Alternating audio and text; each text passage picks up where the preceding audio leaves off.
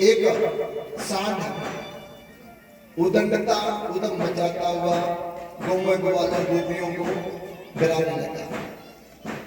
ये अरिष्टासुर नामक का एक राक्षस था, रावण के द्वारा भेजा गया था। और रावण के द्वारा भेजने के कारण जब ये रंभाता ना, तो इसके रंभाने की आवाज से जिन माताओं के उदर में गर्भ होता वो गर्भ गिर जाता। गोपियां ग्वाले डर करके भाग रहे थे। कन्हैया को पुकारा, कन्हैया बचाओ, रक्षा करो, रक्षा करो। कन्हैया आए और जब आए तो उस सांड को सामने आकर के सिंह से पकड़ा। सांड ने भगवान जी को धकेल दिया। भगवान ने कहा अच्छा।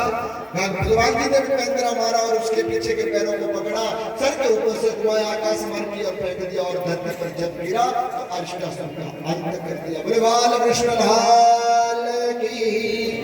अरिष्टासुर का जब अंत हो गया तो अब नारद भगवान जी अरिष्टासुर को मृत्यु के घाट उतारने के बाद सूचना देने के लिए कंस बाबा के यहाँ पर गए।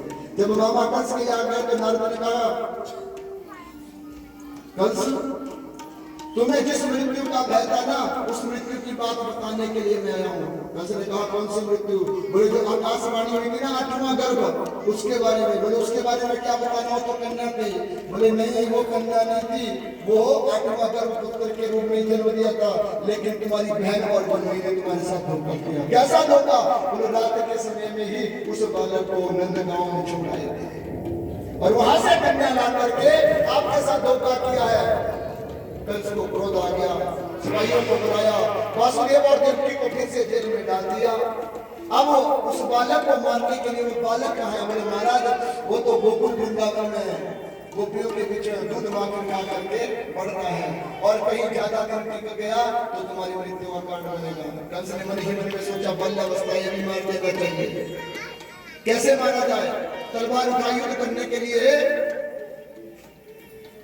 हम अभी गोकुल पे युद्ध करेंगे। नारद ने कहा वहां जाओगे तो मार खाओगे, इसलिए कोई संविधान बनाओ जिस संविधान के कारण तुम उसे अपने घर में बुलाओ और बुला करके उसे मारो।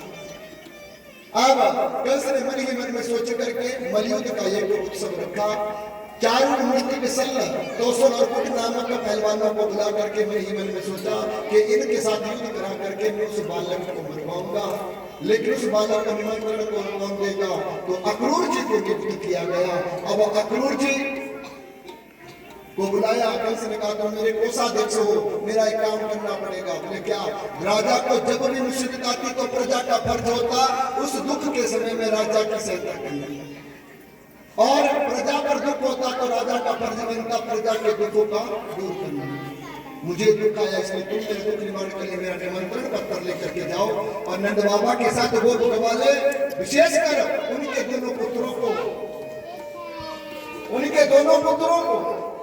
निमंत्रण देना और मलयुद्ध के लिए बुलाना।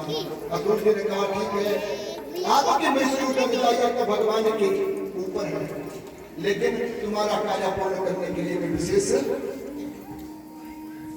तुम्हारा कार्य करने के लिए मैं विशेष कर्म करूंगा। राजा तुम हो, मैं तुम्हारा कार्य करता हूँ, जो तुम आज्ञा करोगे उस आज्ञा का पालन करूंगा। अब अक्रूर जी को आज्ञा दे दी गई मलयुद्ध के लिए। सुखदेव कहते राजन, कंस को क्रोध आया, बड़े बड़े राक्षसों को बुला करके केसी और भीमासुर नामक राक्षस को भी बुला दिया। केसी भीमासुर नामक राक्षसों को बुला करके केसी ने एक पागल घोड़े का रूप लेकर के गोकुल में गए। पांव से मिट्टी खुरते खुरते पूरी गोकुल की भूमि धूल युक्त हो गई। भागने लगे सभी लोग। भगवान जी उस घोड़े के सामने आए। जैसे भगवान जी घोड़े के सामने आए तो भगवान जी ने उसे पकड़ने के लिए बाजू आगे करी, तो उस घोड़े ने वो बाजू अपने मुंह में डाल दी। भगवान जी ने कहा अच्छा तो मुझे खाना चाहता है, कोई बात नहीं। भगवान जी ने उस बाजू को लोहे से युक्त कर दिया। जैसे वो दांतों से चबाने लगा तो उसके सारे दांत टूट गए। भगवान जी ने उसी बाजू का भाग लेकर के उसके पेट में उस बाजू को घुसेड़ दिया, और जिसके कारण उसकी प्राणायु रुक गई और किसी राक्षस का भी अंत कर दिया। अब नारद भगवान कृष्ण के पास आए, इन राक्षसों को मार करके प्रभु इस पृथ्वी का दुख दूर नहीं होगा, परसों जा करके कंस को भी मार दो। उन्होंने मलयुद्ध के लिए तुम्हें बुलाया है, इसलिए चारों मुष्टि को कुट सन और कौशल को भी तुम मार देना। भगवान ने कहा नारद ज्यादा मत बनो, मुझे पता है, तुम अपना काम करो, मैं अपना काम करूँ। नारद ने कहा नहीं भगवान, इच्छा होनी थी दर्शन की, इसलिए याद करवाने के लिए भी आ गया और दर्शन भी आ गया। नारद चले गए। इसके बाद भूयोमासुर नाम का एक राक्षस आया। भगवान अपनी गोपियों के साथ छुपा छुपी का खेल खेल रहे थे और वो राक्षस आकर के उन गोपियों को चुराने लगा। एक कंदरा में डाल दिया। भगवान जी को पता लगा तो बलराम जी ने पेड़ मार करके उस भूयोमासुर राक्षस का अंत किया। गोपियों को उस गुफा से निकाल करके उनका उद्धार किया।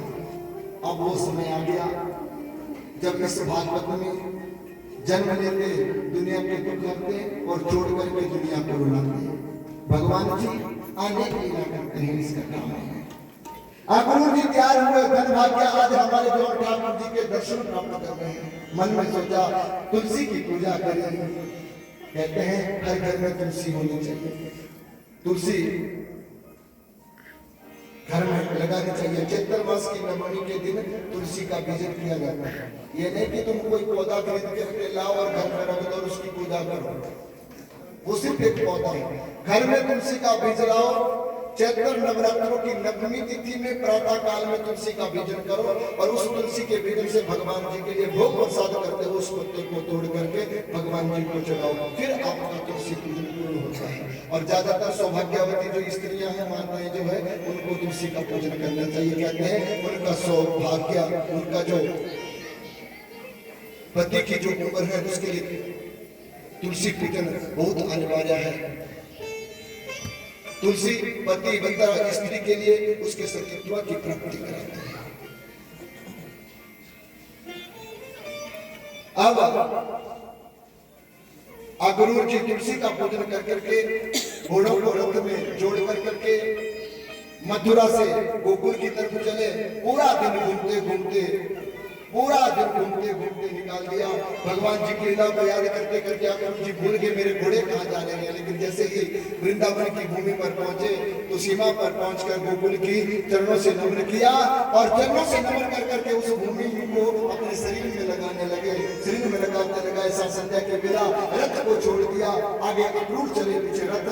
और जैसे चले तो आगे जा करके भगवान जी गौओं को चारा चुरा करके वापिस आ रहे थे।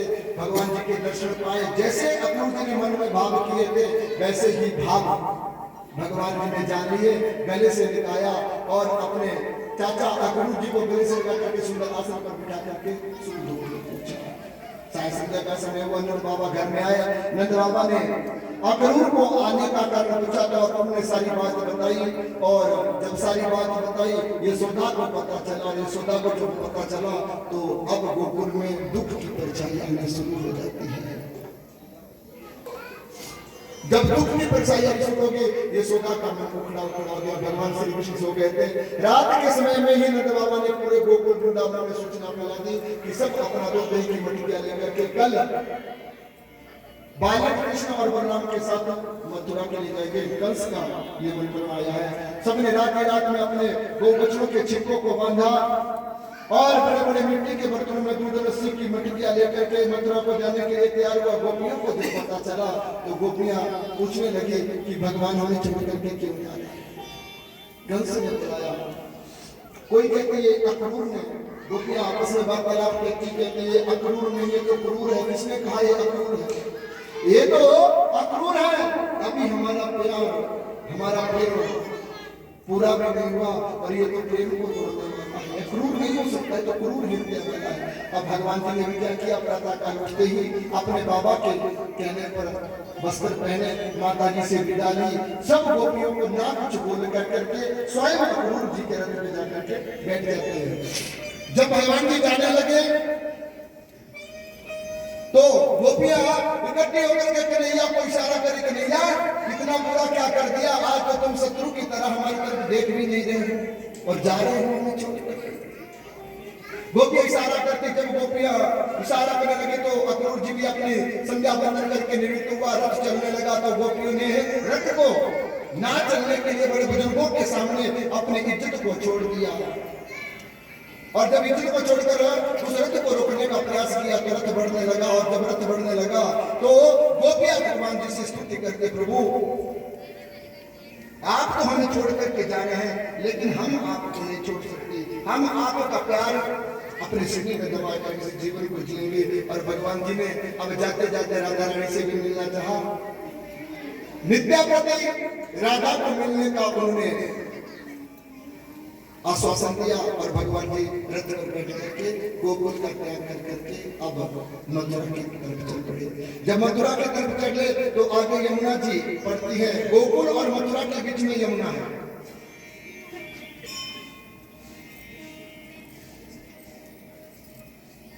यमुना पर जब पहुंचे तो अक्रूर जी ने पालकों की